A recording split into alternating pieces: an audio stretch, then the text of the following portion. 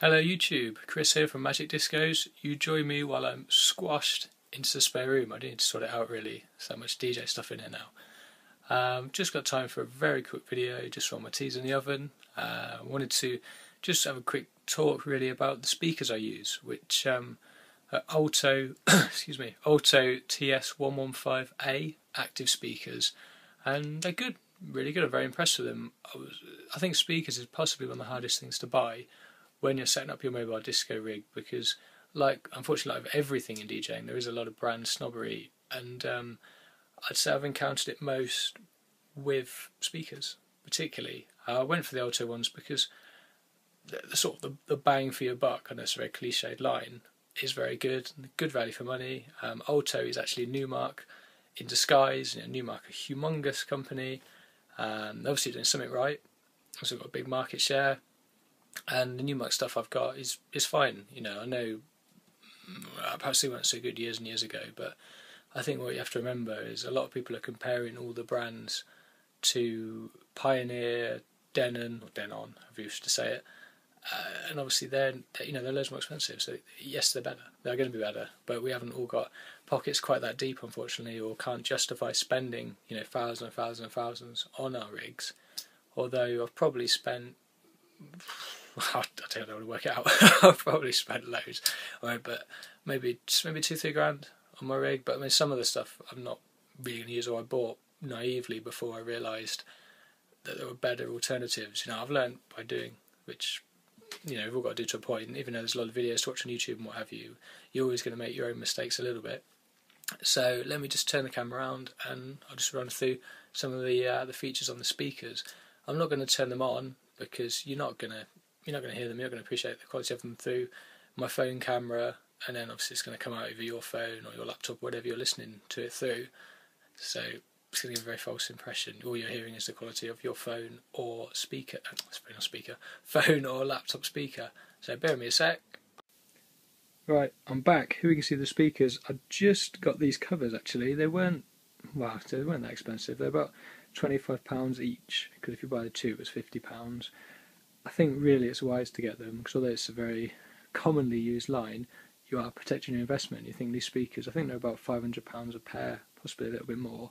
So in the scheme of things, what's £50 when it's going to protect them? These are all padded, and you can still get to the speakers. These handles here, you can still carry the speakers. Let me just take this cover off, hopefully it won't fall off the other speaker when I do that. So there you go. It's got 15-inch woofer. There you go, Alto Professional, check that. And then 1-inch pawn in the top. And they do sound really good. I'm really impressed. I haven't worked them that hard yet. I haven't really had call for. I went for the 15s because the price difference was marginal over the 12-inch, and they're really light. I was worried they'd be too heavy, but ever so light. You can lift them up with one hand even, and no fine. I'm pondering getting a sub. Like, if anyone watching this owns the Alto active subs, I'll be interested if you comment below and just let me know what you think to them, because I wanted to get the 12 really just to fit under the deck stand, and I haven't got a lot of room in my car, but I'm wondering, is it worth it really? But let me just turn the speaker around. Right, there we go. Now, I didn't turn this down. See, pretty simple really. You've not got much of an equaliser on the back, which to be honest pleases me, because I would just be messing with it constantly. I drive myself mad, keep messing with the bass and the treble and all the rest of it. All you've got here, this one, if you want to plug a microphone directly into it, you can. I probably won't do that, but it's a handy feature to have. This one, just your volume there. Obviously you can set it high if you want and just control it on your mixer. Try not to get too carried away. Obviously I've not seen any of the clip or signal limit, or clip as we call it. I haven't seen it clipping, haven't seen that flashing. I have had them quite loud, so I've not worked them for a prolonged period of time yet, but I'm confident it'll take a lot to see that, but find out the gig on Saturday. In here, if I can get this off, here we go.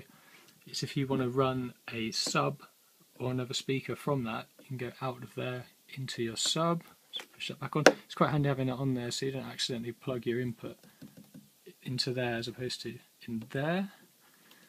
Ground, in, out, contour, in out, standard thing set on all the speakers really. Now they're 800 watt peak, 400 watt continuous, and that's each. So you've got 800 watt continuous to pair. And yeah, they bang. They're good. Definitely worth having a listen to them if you can.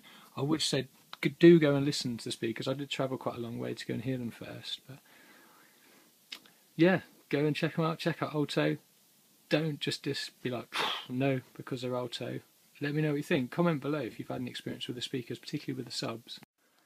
Well, that concludes the review of the speakers. Didn't really go too in depth into it. The big thing I wanted to get across was don't discount something just because of the brand name, because a lot of these speakers are all made in the same factory, and I'm not just saying this because I couldn't afford to get Mackie or RCF or something like that, because that's not necessarily the case. Just for the application I use, my Mobile Disco 4, something like this is fine. Eventually, if I find I'm doing a lot of, gigs where I can charge more money, like the weddings and stuff like that, then I could justify spending £1,000 on some RCFs or something like that. And then I'll think again. Obviously they aren't as good. Obviously they're not going to be as good. I can't pretend they will be. But for the application I use them for, and most of you will use, I think they're good. But let me know what you think, and we shall debate. Thanks for watching. I'll see you all probably in a couple of days. We're going to run through all the kit. I can't really at the moment, because as you can see, it's really messy. It's really messy in here. I must sort it all out. I've got a few bits I want to put up on eBay actually, so I'll let you know what I'm selling, and then go from there. Well, it's me, Chris from Magic Discos, signing out.